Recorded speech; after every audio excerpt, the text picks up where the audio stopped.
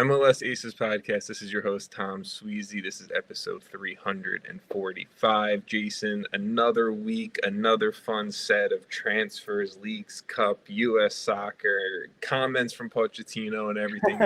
So are you ready to cover I'm excited to get into it. Also, I probably should have told you this before, but I don't know if there's a fan in your room, but... Oh, is it nice and loud? Nice. It's not that loud. I'm sure the listeners might not even hear it. Well, maybe they. I have no idea. Look, my laptop. It's fine. Nobody cares. Anyways, yeah, we're excited. It's gonna take off like a spaceship. So maybe this negates. Yeah, mine's toasty. Yeah, it's I've had this MacBook Air for close to 10 years now. So. Oh my God! Wait, same MacBook Air for 10 years. I feel like this podcast is run on really old Macs. Look, one day, knock on wood, that it's not today or anytime soon, I'm going to have to get a new laptop, and I'm not going to be thrilled by it. But that's a future Tom problem to worry about.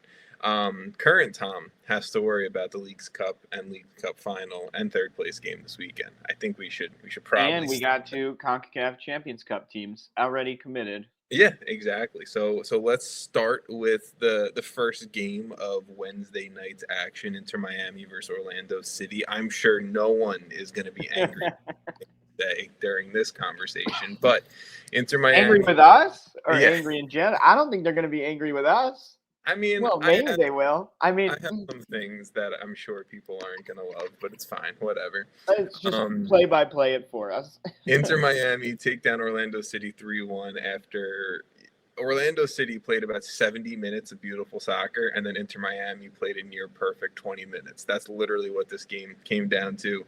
Lionel Messi with the brace, Telasco Segovia with the third goal, and Marco Pasalic scoring the lone goal for Orlando City. Pretty much, right, Orlando City dominating for 70 minutes. Not dominating, but playing a pretty strong game of soccer for 70 minutes on the road versus probably could have been up 2-0. Probably should have been. There was a missed foul. Do you want to talk about that part? I don't know how you want to do it. Do you want to talk about by minute or whatever? Or I guess let's just go chronological. So because I don't understand how that wasn't a penalty. I guess if you want to go really chronological, they already had a goal by then, right? Yeah. So look, it was a very, I think, chaotic 45 minutes. First 45. Pasalic scores just before the half, pretty much for Orlando City. So Orlando goes into the half 1-0. We get into the second half. I think the game calmed down a little bit in terms of the energy and the end to end that we were seeing. But there was a moment where Sergio Busquets, in my opinion, in your opinion, in Taylor Twellman and Jake Zivin's opinion as well on the call. I'd like to find someone who it wasn't a foul for outside of the ref. Like I need more info. Honestly, like usually in these cases, I kind of err on the caution side to not just be like, no, that was obvious. But like that one, I genuinely don't understand how it isn't a foul, at least a foul. If you want to say, okay, maybe it's right outside the box. If that was their argument, okay, that's fine. We can have that argument. But it not being a foul at all is insane. Yeah, look, Sergio Busquets got none of the ball, got all of Ivan Angulo, and literally zero ball. I don't understand it at all. Yeah, and it wasn't even like. Apparently, it was looked at by VAR, and VAR told the ref on the field that there wasn't need for a review. They didn't need to go back and stop it. Like, it was fine, like no foul, which is absolutely ridiculous. And I can understand the MLS internet community not being thrilled with it, especially the hate that Miami gets already. The hate that Miami gets obviously kind of like makes this bigger than it probably would be if it was if this happened in I don't know, San Jose versus DC or something. But I shouldn't do shit that. I do that all the time. I just love, we just openly call out teams nowadays, but I do it all the time. I really shouldn't. But anyways, I think that obviously made it bigger than it would have been, but it's like pretty glaring. Like I don't understand how it's even an argument to not be a foul. No, At and I least mean, like that. It was no penalty. It was no yellow card, which would have mattered because he got a yellow card later on in the game. There's a lot of things that I just don't understand. Are they able to tell us why there's no VAR check? no, I mean, They watched that back and said, "Nah, that's clean." No. Ultimately, it's a case of, they called it what it is, and I'm not sitting here trying to move past the conversation. There's Inter Miami fans listening. Please just they know. They Yeah. know. No, There's no way. To know. But that's what I'm saying is I'm not trying to move past the conversation because I don't care. I clearly think it was a foul in the box by Busquets. It should have been a card. It should have been a PK. Orlando, in this theoretical world, should have been up 2-0, and that changes how the rest of the game is played. And maybe Miami doesn't do what they did in the final 20 minutes or so of the game. Yeah, then we get to talk about fun things. it changes the complete, yeah, aspect of how. Well, yeah, you're up 2-0. You're defending differently. You're subbing differently potentially. Miami's potentially playing differently too. To it, for sure playing differently. Pressure. Yeah, they're playing maybe more aggressive than. I mean, I guess they were playing aggressive, but whatever. Yes. So look, ultimately, the ref doesn't call it on the field. VAR doesn't think it's a penalty somehow, and the game is still 1-0 Orlando City. In the 75th minute, at least that was the only controversial moment. Yeah, literally, it is the only controversial thing in this game, right? In the 75th minute, a ball gets played into Tadeo Allende in the box, who looks like in the run of play getting dragged down by David Bracalo. And this is where it's a little less controversial to me. I think Allende played this perfectly, and I know I texted this to you a few times. The way Allende clearly had a bit of Bracalo in this interaction as well, but the way that he also kind of got in front of Bracalo and made him have to do something in terms of playing this ball and this swinger into the box kind of is a great way to draw a penalty. I'm not going to sit here and say this is an outrageous call. Bracalo was very physical, had his hand on him, and whether Allende escalated that a little bit or not, it's still what happened. And Allende was able to draw the PK, set it up for Messi, who puts it home, and Miami back in the game 1-1 late into this one, and up a man. I don't know. What was your take on the potential? Yeah, I mean, I think obviously Bracalo had pretty bad positioning on that, so partially it is on him, and there is contact. So yeah, I don't necessarily disagree. I think the replays don't make it very clear, right? It was pretty tough for me in the moment to be oh yeah, that's a penalty. Yeah. You're saying Allende puts himself in a position to force contact was he doing some of the contact? Sure, but that's literally every single play, right? Everything is like that.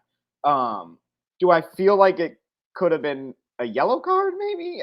I don't know if it necessarily was a red card sending off. I agree with that. Yeah. And in that case, that obviously changes things too. But that might be the only thing I disagree with. If you disagree with the fact that it's actually a penalty, I don't know. I think on the field in the moment, that's probably called a penalty most of the time, if not every time. And VAR checks it, and it's still called a penalty because it's pretty clear that there's contact being made. Bracalo is behind Allende, who has the play on the ball, who you're either following him or he's getting a free header on goal. So, in that scenario, if those are the only two options, it was a penalty. Now, the only thing I would argue is could it have been a yellow card, which I probably would have said it probably could have been a yellow card. And look, this is my sympathy maybe towards Orlando fans or just non-Miami fans in this conversation. Dude, I was on the Orlando bandwagon. I just simply feel as objective as we can be with this game, Orlando should have had a penalty and Miami should have had this penalty. Yeah, I'm saying definitely right. It's a case of Orlando fans have very right to be upset and not trust VAR's opinion because of something that happened earlier on in the match, right? That I think was even more of a very blatant foul. No, that one was like one of the most egregious, missed VAR I've seen in a while. Probably, like I don't understand how that. I don't want to keep dwelling on it because Orlando fans have dealt probably enough with it, but. Yeah, I don't really get that. They should be. I'd be pissed if I was Orlando fan. I agree. All right, so you have those two penalties, and I just want to give a quick shout to Tadeo Allende because he didn't get the start in this game. He started like every game for Miami this season, and he's been on a little bit of a slump, right? He comes on as a sub late. They need a little bit of an offensive switch up, and he comes on and makes almost an instant impact. So I just want to give a shout out to Allende there because, great job getting your team back into the game. 10 minutes after this PK with Messi and Alba connect on some classic-ass tight passing, tiki-taka, Barcelona shit. And Messi gets a shot off in a tight space and, goes past Gaese, and Miami go up late, up a man. And again, this is just the classic. We've seen it now with Miami. We've seen it obviously for decades with Barcelona. Decades is a stretch, but you get what I'm saying. For over a decade with Barcelona. It's got to be close to 2 decades. It's probably, but still, fine. I mean, he was 17 when he debuted for Barcelona? Yeah, I don't know the amount of years, I guess. It's close. It's close. Played specifically together, but still. Doesn't matter. Ultimately, right, this was just some of the classic stuff that we've seen these two do in various different jerseys and up a man. To me, this moment felt like this, and I think I said this to you as well. Orlando held it down, bend, don't break defense, right? The NFL is coming back, so that's you hear that constantly for about 70 minutes. And then as soon as that Allende PK happened, that kind of burst the bubble. And then, because then, were they defending for PKs or were they trying to probably they were just going to try and get to PKs at that point. But once you're 1-1, Miami has all the ability to just push forward. Exactly. And up a man as well. I mean, that also. For sure. That's the bigger point, actually. Yeah.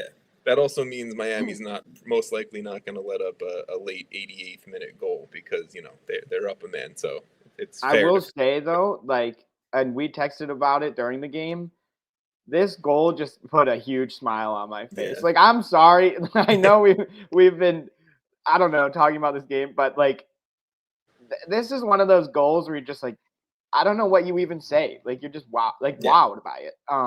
And I think I texted you it might have been right before this, but there was a moment where Messi was on the right side of the field and just cut across the 18-yard box, and you just saw probably 5 or 6 Orlando players all coming and crashing him, and it just this was one of those these last 20 minutes were one of those times where you just kind of sit there in awe of seeing it for real and how much impact, how much gravity he actually pulls on a pitch is crazy. Because this was classic Messi, just tight space, tight windows, passing, shooting, moving, dribbling, whatever he was doing was just always causing so much of an issue for Orlando that, in the end, they got that beautiful goal.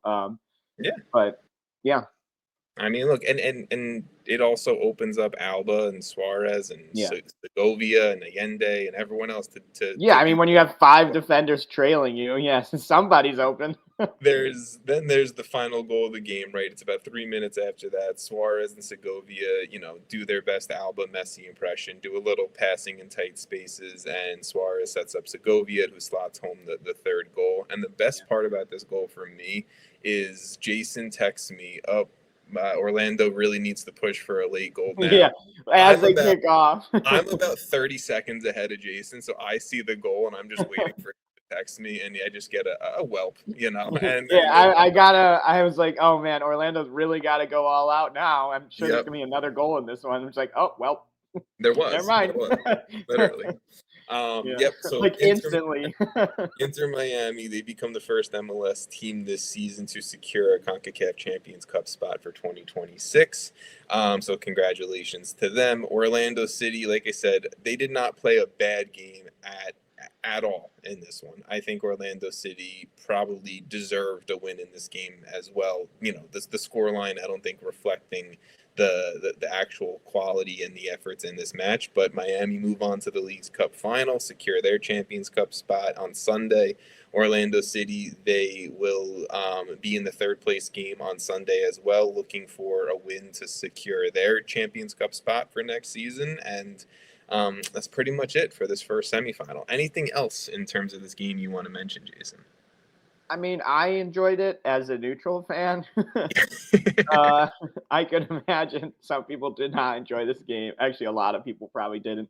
Yeah. But at the end of the day, I mean, we got some pretty cool goals, some nice stuff. I think Orlando City still has a really good opportunity to go get Champions Cup for next season, and I hope they do it. But yeah, good game, fun stuff. All right, let's talk about the other team that secured their Champions Cup spot and their place in the League's Cup final. LA Galaxy versus the Seattle Sounders up in Seattle. Sounders take a 2-0 win at home. Honestly, this game just looked like shit. There's a lot less that needs to be said, I feel like, about this game. 100%. There's less, like, we need to go through moments. I mean, the moment is the Sounders go up in the 6th or 7th minute, and kind of do Sounders I was going to things for the say, rest of the it's game. like it was like the Galaxy weren't ready for kickoff. I don't know. Like the Galaxy weren't playing a Mexican team, so yeah, exactly. A little the tougher. Galaxy weren't playing a team in League. They didn't know how to. No shade. No shade is being thrown. No, never. But look, Pedro de la Vega stays hot. The Good Sounders. thing he cut his hair. He did. I think maybe. And he's been killing it since then. The magic is in the short haircut. But the Galaxy weren't clearing the ball lazy. Yeah, they had 4 or 5 chances to clear this thing. They just were watching the ball bounce to Sounders players. They were throwing their bodies at it, and then eventually De La Vega is just the one who gets the opportunity. Just falls to him, and he just blasts it into the back. Exactly. And look, the Galaxy maybe picked it up defensively at that point. 57th minute, Osaze de Rosario, he pulls off some magic. The flick to himself, somehow landing to his feet with Galaxy defenders surrounding him, dribbles around another defender, and then slots it home. I mean, just I don't know if it was excellent play from De Rosario or if it was the Galaxy really just suck that much at defending, but Sounders go up 2-0. I'm going to say both. Yeah, I mean, literally. Little column A, little column B. The only moment in this game that I really feel like is maybe one to mention past that is in the 83rd minute. Nuhu goes in for a studs up hard tackle on Gabriel Peck and gets a red card. Classic Nuhu shit, pretty much. Just a wild. I will say what's funny to me is MLS. I think it was. Now I'd have to go back. It was either Leagues Cup account or MLS account on Twitter, posted that the Sounders are moving to the final or whatever, and used 3 players that aren't even playing in the games. Stephen Fry was one of them, and it's I think half the comments were you could have used people who are actually playing in the League Cup's games. Stephen Fry has played in 0.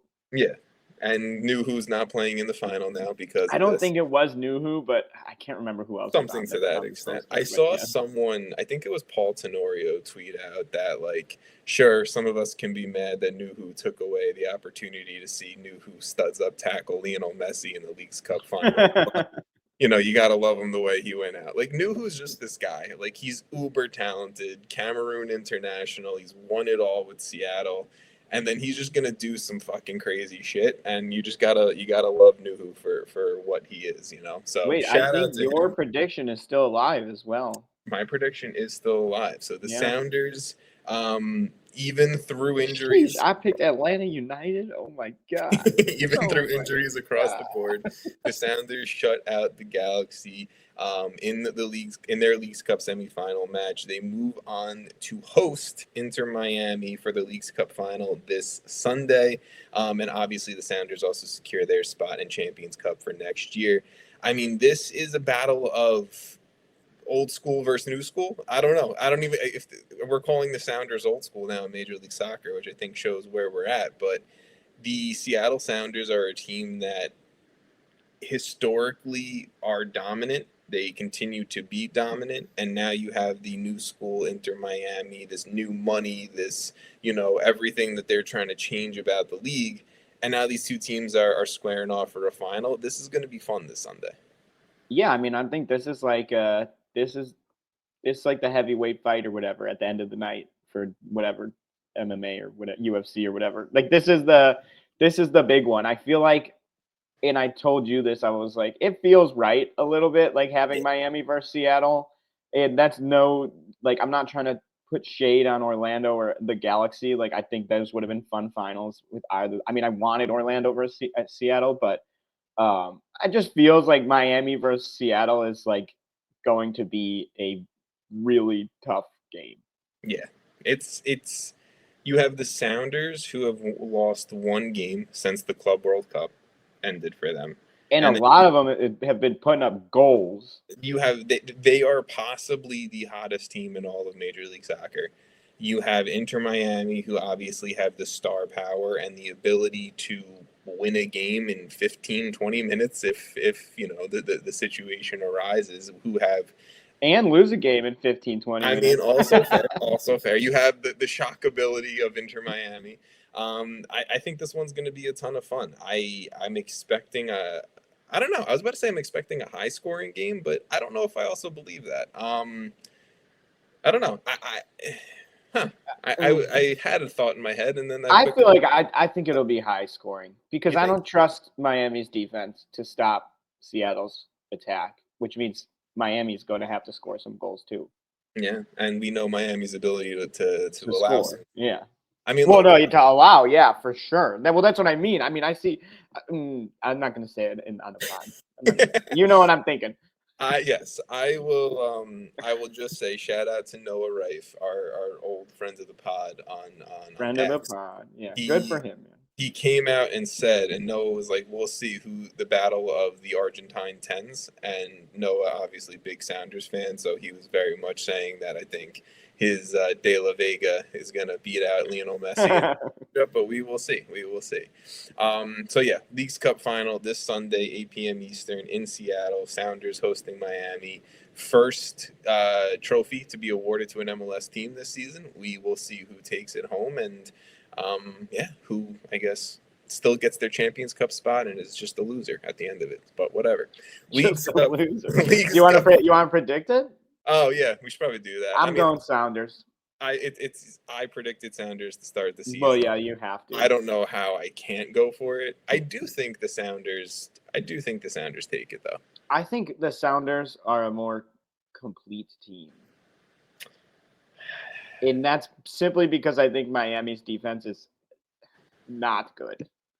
The only and look, it's not like I'm saying anything shocking here to you or to anyone listening or watching this. The only thing that makes me just Messi. It's Lionel. It's Lionel. Yeah, no, of course it. And if like, sure, if I pick the Sounders and Messi has like a 3-goal or contribution game, I'm not gonna be like, oh no, I never saw that coming. It's like, and obviously, right? Like it's not even like what Lionel Messi may do in the box score. It's you see how much attraction he brings when he's on the ball. So yeah, Suarez could pop off for a hat trick. Rodrigo De Paul has been unbelievable since coming to Inter Miami. He could have a 2-assist, 1-goal kind of game. Alba could have 5 assists. Like it's just the stuff that outside of what Messi does in terms of scoring goals for this team, it's just the interest and the attraction that he brings. I mean, like that second goal and the third goal actually against Orlando, like no team is defending that. No. And it's going to be a goalkeeper on a heater, which Andrew Thomas has been. Shout out to him. give Andrew Thomas the credit. He has been on a heater in this Leagues Cup, but it's gonna take a strong defensive performance from the Sounders team, and we've seen them do it. And they're one of the best defensive teams year in and year out under Brian Schmetzer. And I don't know. I'm interested to see this game. This game has a lot of fun watchability to me. Yeah, very exciting. Then we also have the League Cup third place game at 5 p.m. Eastern. LA Galaxy hosting Orlando City. Game is important. Winner gets a Champions Cup spot. Loser has to find another way to do it. And in terms of the LA Galaxy, this is the only way that they are getting a Champions Cup spot in 2025. So this really is the biggest game for the LA Galaxy this season. Of their season, I expect them to. Obviously, they know it. Yeah, they should know it. I mean, if Miguel Berry, no offense, Miguel Berry is starting up top for you in this game, I have my concerns and I have my questions, but it's you got to just go out and do it. This is your World Cup final. This is your MLS Cup. This is your everything. Go secure. I mean, this is, to be fair, this is also super important for Orlando. Like, I think both teams, like, sure, Orlando's in a playoff spot. They're going to make the playoffs. They're going to compete for MLS Cup. But, like, this is arguably their most important game of the season, too. Well, their most important game so far. And, yeah, I wasn't trying to take anything away from No, I know. I'm just simply, like, this is just as big, like, not just as big of a game. There's no trophy on the line or whatever. But this is almost as big of a game in terms of, like, the future of your club. For sure. I mean, look, you want to be able to convince players in the winter that they're coming to a team that's playing some great soccer. They, keep your best players. Keep your best players. We're playing continental soccer next season. Hopefully for Orlando City players and fans' sake, they're coming off a trophy of some kind, something like that, right? Yeah. So, it is what you have to do. So big game for both of these teams as well. Jason, do you want to make a pick here of who? I will be picking Orlando. I'm going to go LA Galaxy just for the keep going with them. You're going to keep going with them. I'm going to keep going with it. I think there's a certain point where, I don't know, it's just you have to win an important game during a season. And this is their most important game, and there's no way. I would honestly, I feel like I want Orlando to win, but I think either outcome is going to be pretty fun. Like the Galaxy winning this would just be one of those, like, oh, the Galaxy won a major, I guess a major third place game. I mean, it is though. It is a major thing, like getting Champions Cup, especially for a team like the Galaxy, who their season has been like horrible. That's huge. It is the only way that, and I said this to you last week, right? The LA Galaxy did not need to win Leagues Cup to save their 2025 season.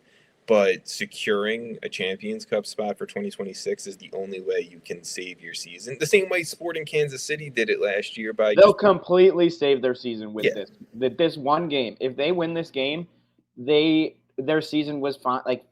Like get successful. Honestly, like and fuck it till and then go out and just play the rest of the season. See what you have going into next year. Like that doesn't matter anymore.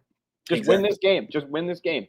That's why I'm picking them. It's not an easy game. Orlando's scary, but you're at home. We've been talking to Orlando for a while. Yeah, you're at home. Do what you got to do. I think you should be able to win this game, but that's just my opinion there. Just to move forward out of Leagues Cup, we've covered that pretty well, I think, at this point. Just some quick MLS news to run through, and Jason, if you don't have anything on this to add, that's totally fine. But St. Louis City, they've parted ways with their only sporting director in club history, Lutz Pfannenstiel. He obviously led the build of that inaugural season roster that finished first in the Western Conference back in 2023. The club missed the playoffs last season and are obviously looking like they're set to miss the playoffs in 2025 as well.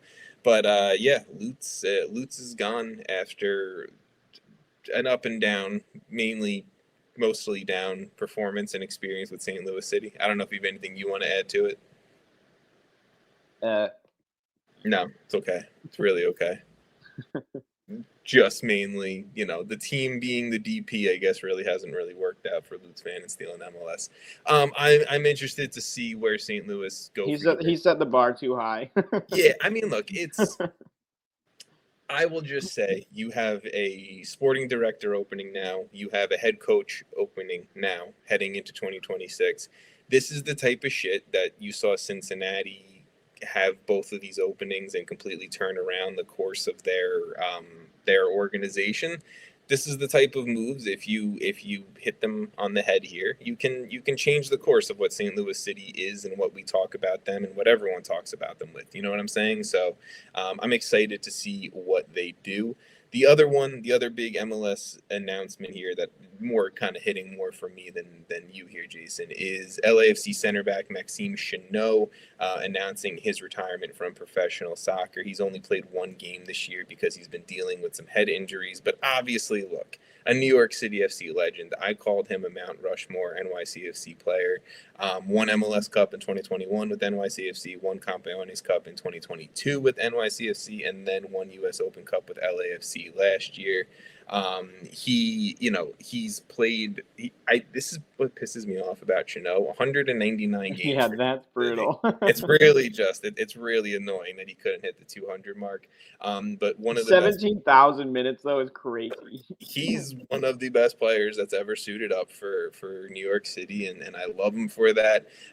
He's very much getting his coaching licenses, so I wouldn't be shocked to see him getting into the New York City Coaching Academy. I think he still has his living situation out here on the East Coast, so I'm excited to see it. Hoping for the best for Maxime Chanot.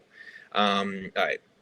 Let's talk Mauricio. I do think it's a bummer because I think he cited his head injuries as partially why he's retiring, which I just is that's just sad to me when that's the kind of the situation. But no, anyway. It is. And look, I'm not sitting here saying this maybe makes up for it. It doesn't. I don't think anything makes up for it, but he's had a long career at Luxembourg International. He's played at, everything but the World Cup. He's won a trophy, he's done it all, and I'm glad that he's had the career he's had for his own sake. Yeah.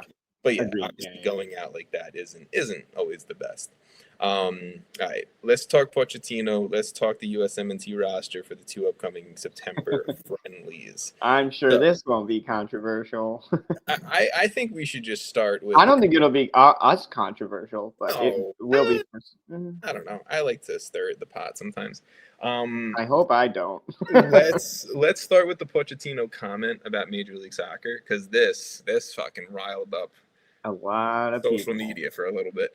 Pochettino on Major League Soccer. We need to start giving quote, we need to start giving respect to MLS because the players there have shown they can play there and compete for the USMNT. It's not necessary to move from MLS to Europe because sometimes MLS, under my assessment, is more competitive than some leagues in Europe. Obviously, people took that and fucking ran with it to, I think, say things or to pull things out of that Pochettino didn't actually say. I don't think Mauricio Pochettino is sitting here saying Major League Soccer is better than or more competitive than, and those are two things that we definitely need to understand the difference between, but better than or more competitive than La Liga, Premier League, Serie A, Bundesliga, Ligue 1, anything like that. Now, maybe he is, and then that would be a whole other conversation, but I don't think he's sitting here. I mean, he'd be more qualified than us to have that opinion anyways, and probably all the keyboard warriors on Twitter, so. For sure.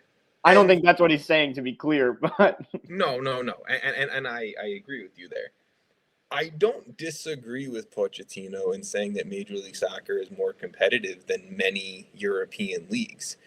Outside of the big five that I just mentioned, Eredivisie, you're looking at top 2, 3, 4 teams.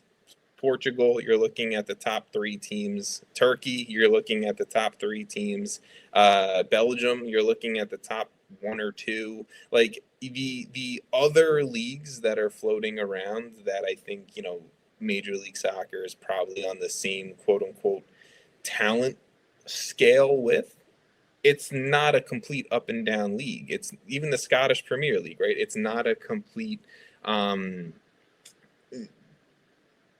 We're looking at the top to the bottom, and I don't think it is the same talent scale or competitive scale as Major League Soccer. So I agree with Mauricio Pochettino on that.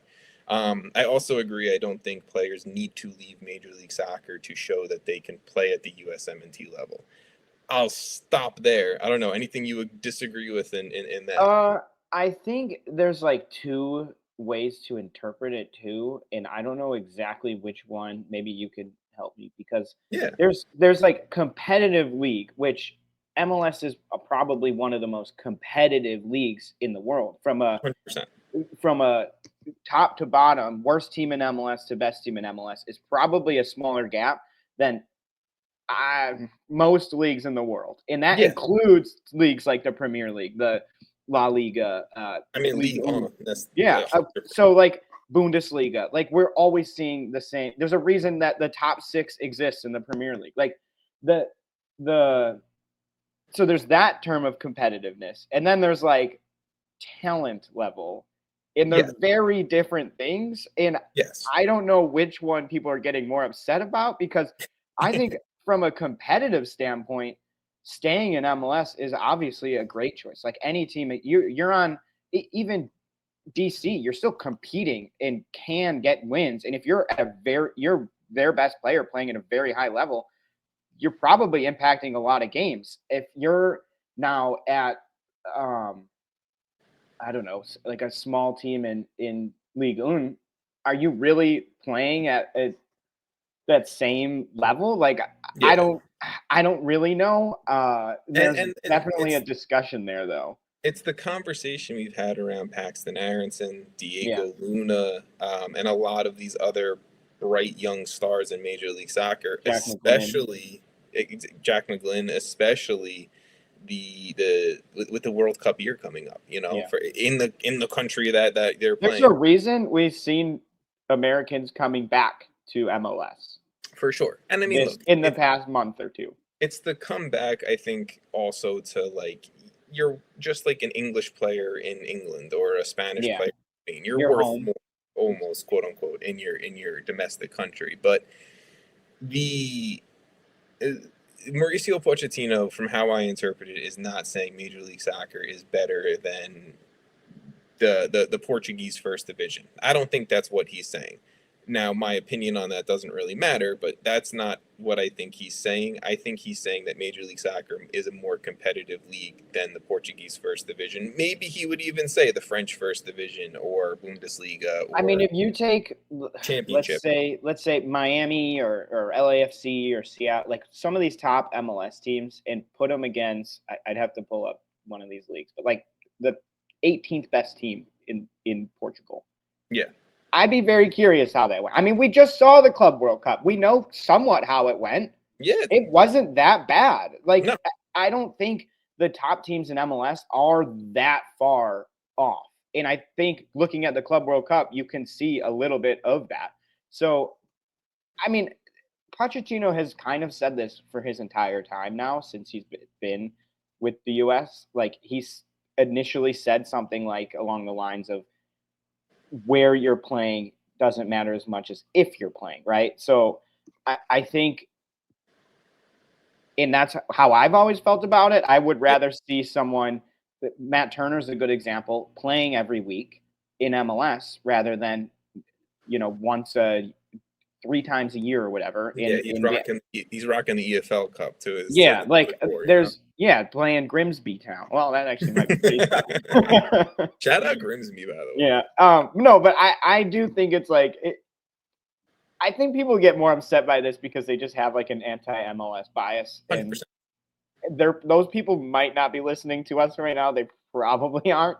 But if you're listening and you agree with us, you're our people. That's what. Well, if you're listening, you probably do agree that MLS is a pretty good league, because why would you be listening to us otherwise? Pretty competitive league. We're talking competitiveness, not talent. I'm joking. I'm busting. I mean, I just think it's like the Club World Cup is a good example because we saw how these teams played. Like Miami made it out of their group. Yeah, look, to me, I think it's more like how would DC United fare in the Club World Cup, and But I mean, like, okay, but how would West Ham or like Southampton, Leeds. Yeah, Leeds? How would boom, Leeds. Leeds handle the Club World Cup, right? Yeah, I'm Like, not saying well. I think Leeds would maybe handle it better than DC United, but well, that's they would. No, I'm not saying they wouldn't. They for sure would, and we're how gonna would keep going on DC United because, yeah, DC United is not the example of a competitive how MLS team, would really. Boa Vista handle the Club World Cup? They wouldn't pay their players, and then they would crumble pretty much. Is I how just that. think like there's this anti MLS crowd that's pretty loud, Yeah, and I don't think they realize that like it's better, just picking the European players. What has that gotten us? for sure. In fact, a lot of these tournaments, some of the MLS players have outperformed some of the European players. Yeah, I mean it's and look, we've talked about this before. There was a time when the USMNT was not thriving, but doing just as well. And our center back duo was Omar Gonzalez and Matt Beasler, right? And they were captains for their clubs in MLS. And we've talked about this 100 times. I'm not going down the road again, but I think that there is a value that Major League Soccer, an MLS captain, Diego Luna, someone who has the team built around them, having that pressure game in and game out brings value to the USMNT. And I honestly think that's all Pochettino saying here with this comment is I that don't think it's that big of a. I think it gets blown out of proportion. He's just yeah, saying if you're playing at a high level, we're gonna bring you into the team. yeah, Like he's saying that MLS probably deserves more credit, which I think it does. yeah. And look, just as much as MLS deserves more credit, you and I also sit on here and we say the things that Major League Soccer does not do well. That is We will not. call out MLS before most people, probably. Yeah, I think so. I think so. Which probably I would say we're pretty fair. I think, but whatever. All right. Pochettino and the USMNT will be taking on Japan and South Korea next month or this month. I mean, it's pretty much September at this point. This is the roster, Jason. Matt Freese, Roman Celentano, Jonathan Klinsmann in net. Obviously, one of these names is not like the other, but shout out Jonathan Klinsmann is all I got to say here. I kind of want to. Are we gonna like pause each group? Yeah, I think let's just stop with position groups and just talk about it for a minute or two. Okay. Yeah. I mean, Matt Freese is an obvious choice, right? I think he's Pochettino's number one as of right now. I think Celentano and Klinsmann might be somewhat interesting choices based on what we have available. I feel like Horvath's been playing well enough to be in this. I feel like I would have been cool with Matt Turner going into this as someone who has probably been harsher on Matt Turner than most people. I do think he's still in this group. Bethan, I think, probably would have been a shout. Schulte. Yeah, Patrick Schulte's kind of taken a little bit of a step back in 2025. One of my Chicago Fire boys. Any of them, Gaga is not playing anywhere, but so maybe not him, but Chris Brady, yeah, for sure. Yeah, I mean, look, I'm not overly upset about Freese or Celentano. I think it's a little weird that, and maybe this is just more my opinion. You have a Serie B goalkeeper in this group of someone who barely could scratch an MLS roster, 18, 24 months ago. And look, maybe he's grown and maybe he's thriving in Italy, and I don't watch the Serie B enough to tell you that. So that's... Or Pochettino just called him in as the third goalkeeper so he could see him in practice and decide. Yeah. That's also we're calling in 3 goalkeepers for 2 games. There's someone who isn't playing. 100%. There might be 2 who aren't playing, to be quite honest. If it was Chris Brady, it would have been the same thing, right? I'm assuming at this point Brady's still third choice keeper to Pochettino in his eyes. I have a larger USMNT thing, so let's keep rolling through the groups here. Fullbacks: Max Arfston, Serginho Dest, Alex Freeman, and Nathan Harriel. Is it bad? I'm a little bit of it's this group again, and then we just throw in Serginho Dest. Is it bad that I feel that way? I just miss You can tell me it is. Anthony Robinson. Well, he's coming back from injury, so I know. I guess who would you rather want? Sergino Dest and Alex Freeman, right back, pretty solid. That's fine. It's more the Max Armstead conversation that we've had a million times. I don't want to have that guy. I like Max Armstead. I think he can do well. I like that he's back in this team personally. Anti-Max Armstead. I want to see him get some minutes, and I want to see him prove to people that he's actually pretty solid. He's a good player. That's fine. I don't know. Maybe more. Yeah, that's fine. Whatever. I think more of my issue is possibly there's no one else stepping up in this group. But all these people are second choices at best. Besides Dest, for sure. But I guess left back side. Yeah, I guess maybe Christopher Lund. I would have been cool with him coming back. Team. He's starting on a Bundesliga team. That would have been maybe a move, but whatever. Center backs: Milwaukee Banks, Tristan Blackman, which Thomas Mueller shout out for leaking that early. That was so funny. Tim Ream and Chris Richards. I mean, I don't hate this group at all. I'm okay. I'm okay with this group, mainly because no other center back has really proven. So it's two definite center backs and two new faces a little bit. It's Ream and Richards. It's an 18-year-old center back playing in the Bundesliga, and it's Tristan Blackman, who, by all accounts, and maybe I'm leaking my MLS award voting stuff early here, Tristan Blackman's been the best center back in MLS, and I think should be leader for Defensive Player of the Year in Major League Soccer in 2025. I think 100% a deserved call-up, and with the likes of all the other center backs we've seen in the last 18 months play for the U.S., why not? He deserves to be in the same conversation as Mark McKenzie, as CCV, as Walker Zimmerman, as all these guys. So why not? And yeah, Milwaukee Banks, young talent. Let's see what he's about too. That was interesting to me because he has 8 senior caps. Yeah, yeah. I mean, he was called into the last group and didn't play, so there's obviously something about how he trained. Midfielders: Tyler Adams, Sean Zawadzki, Sebastian Berhalter, Luca De La Torre, Diego Luna, Jack McGlynn. I'm with it. I'm okay with it. Outside of one name that I'm not going to sit here and shit on too much. I like this group. I think this is a lot of midfielders who are right on the cusp of breaking in for the World Cup. And we've already talked about a lot of them. I think Diego Luna, Jack McGlynn, Sebastian Berhalter are all kind of right there to make that final roster. I personally, and I don't know if this is because Middlesbrough wants to keep him because it's 2 weeks into the season or 3 weeks into the season, but I would have liked to see Aiden Morris. He's been playing well to start the season for them. I personally think the championship, if we want to talk about tough leagues, the championship is a tough competitive league.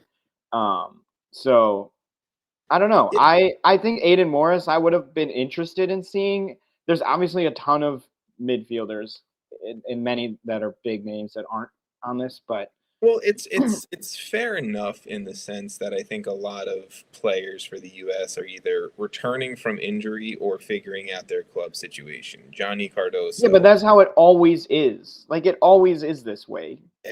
When is it not? There's always players returning from injury and figuring out club situation. When it's not immediately after a transfer window when the European season begins. Literally 2-3 weeks in. Is maybe the only difference. But yeah. Emeka Eneli would be kind of interesting to see. Emeka Eneli, Aiden Morris. Tanner Tessman's a weird one to me. I mean, he's been a locked-in starter at Lyon for the last year, right? That's a one that I would have liked to have seen. The thing is, Pochettino has to see so many players and so many names over the course of a year basically now. Yeah. And we don't know what the final roster is going to be looking like. I'm sure he's trying to build it every single day. I'm sure he's trying to look. I mean, you see him pop up at different games over the weekend, every weekend. It's not easy. I mean, looking at the player pool, it's pretty deep in terms of a lot of names are eligible or who's playing and who's the right players to call in and who's going to play the best together, which I think is a lot of what he's trying to do with some of these lineups is like Tristan Blackman and Noaki Banks, like how do they play with Chris Richards or Tim Ream? You know, how do they combine with Serginho Dest? How do they combine with Tyler Adams? I agree with you that I think the USMNT pool right now is a deep pool. Do I think that there's a lot of these guys differentiating themselves from each other? No. And I think I don't mean deep as in like, wow, we're like such a deep, really good. Yeah. Who are we going to, it's more, there's a lot of names who were sort of floating in the same pool. For sure. There's very few names who, and I mean, we've talked about this before, who are like locked in Sharpies on the board. Everyone else is a whole lot of pencil. Yeah, with a huge eraser. Yeah. And the rest of this group, the wingers, Christian Pulisic, Timothy Weah, Alex Zendejas, and the strikers, Damian Downs, Josh Sargent, Fullerene Balogun.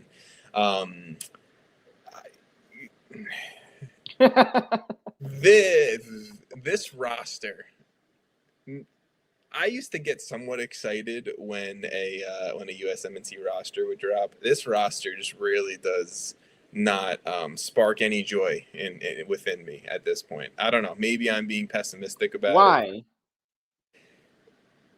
What have we seen from any single player listed on this roster outside of maybe Chris Richards in the last year that has me go, ooh, I'm excited?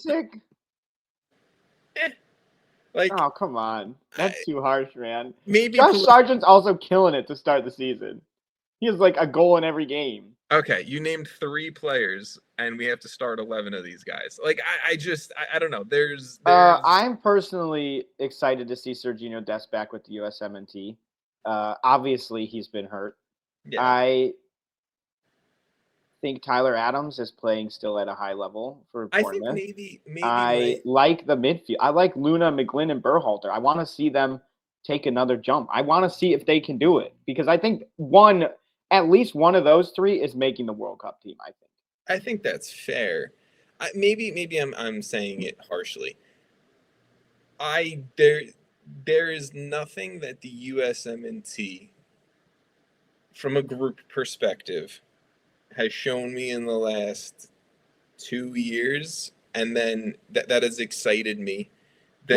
I think individually that these players have really done outside of Pulisic, doing his thing, and Chris Richards, great. Like that elevates me to a level of I think the US should be excited right now on the men's side.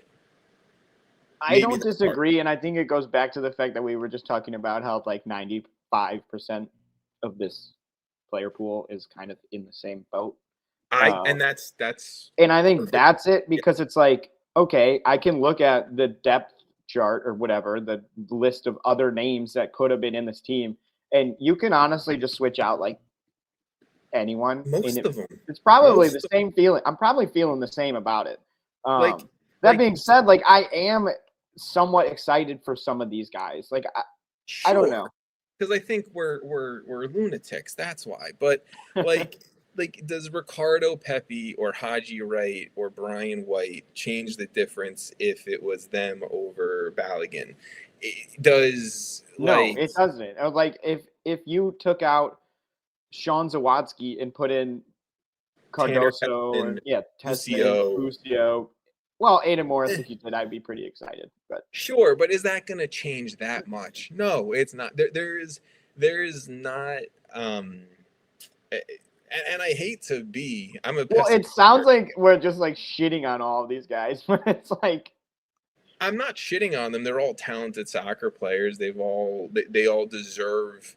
And all these names we're mentioning deserve USMNT call-ups. It's not that they don't. It's that. Well, I mean, we went position group, and we're pretty like fine with it. But that's like that's like it. You're just fine with it. I'm fine. No one's like, man, that's my starter. Exactly. Like, where on this team are you like, that's my starter? Chris Richards, Christian Pulisic, Tyler Adams. Not even. Close though. He's close. Close, but Best not if even. healthy, like fully healthy. It's just, I don't know. To me, it's like if I saw Christopher Lund walk out there at left back or Max Arston walk out there at left back, okay, like okay, is it gonna change that much? Not really. Is it gonna change how we play and how we see these guys operate? This is a bummer, man. I'm getting less excited with every US. You're bumming me out on it. I'm sorry, really sorry, and I'm probably bumming everyone else out. The only, you go ahead. Like, I get what you're saying, and I do agree. Like, if you gave me the goalkeepers and said it's Matt Freese, Matt Turner, Chris Brady, like, am I really changing anything that I feel about the group versus Matt Freese, Roman Solitano, Jonathan Clint? No, but like, once we get the team, I'm not picking the team. Once I get the team, I gotta get excited for the team. So I gotta find reasons. Like, you have to find the reason. Like Diego, like, again, I'm gonna go back to those three in the midfield because like those are the ones I'm excited about. Like, yeah, I'll say maybe it's just the USMNT's really beaten me down over the last 2 years. It's been a rough couple years, man. I personally hate seeing Josh Sargent not perform for the US and then go to England and get a bunch of goals. Okay. Yeah, just banging it in the championship. Yeah. Look, the last thing I was going to say, and this comes from Hercules Gomez on Twitter, obviously big name in the media space, former USMNT player, all that fun stuff. But Herc said on Twitter, if I'm not mistaken, there are 4 windows left before the 2026 World Cup. And by now you would typically have he said, typically have a locked in 11. I don't fully agree with that, but sure, I understand the premise. He then finished up the tweet by saying, the worrying part is that Mauricio Pochettino is showing signs of not knowing what that 11 looks like. And maybe he definitely doesn't know what that 11 looks like. But that's maybe what also concerns me is I'm sitting here saying, I can't even sit here and say, like, outside of honestly probably Chris Richards and Christian Pulisic, those 2 are starters.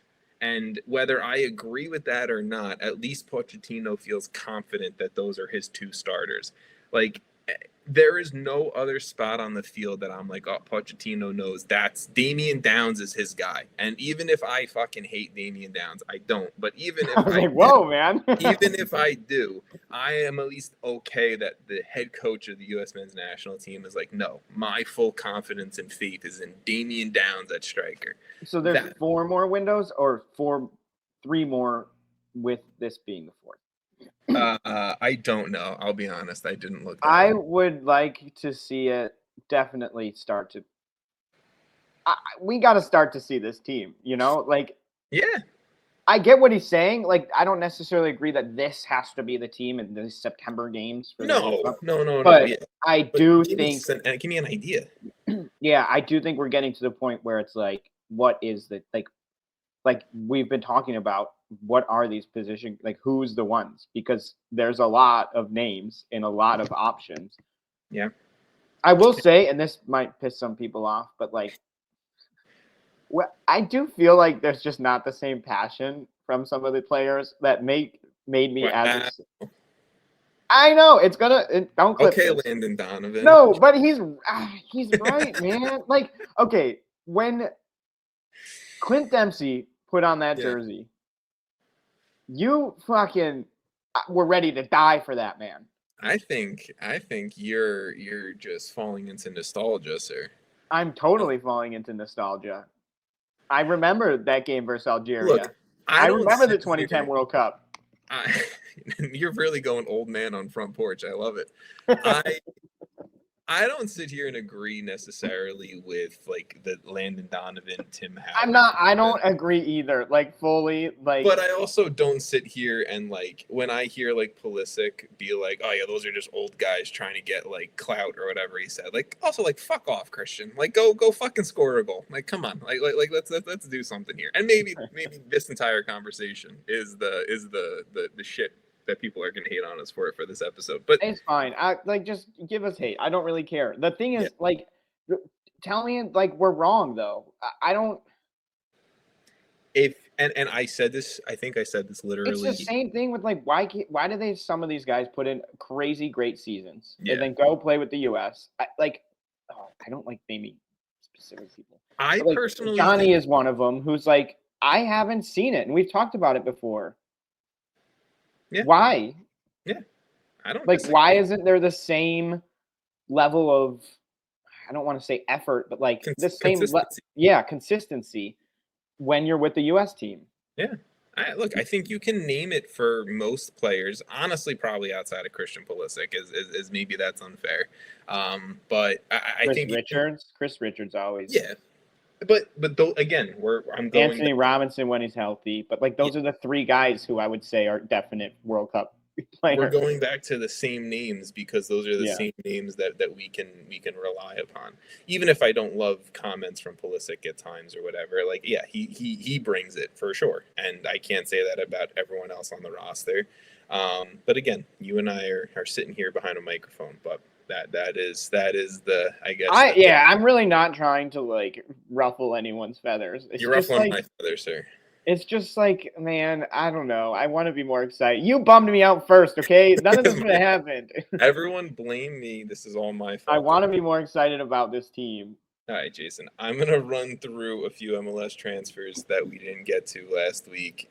Stop me if you want to talk. Does that sound fair? And then we'll end the episode here.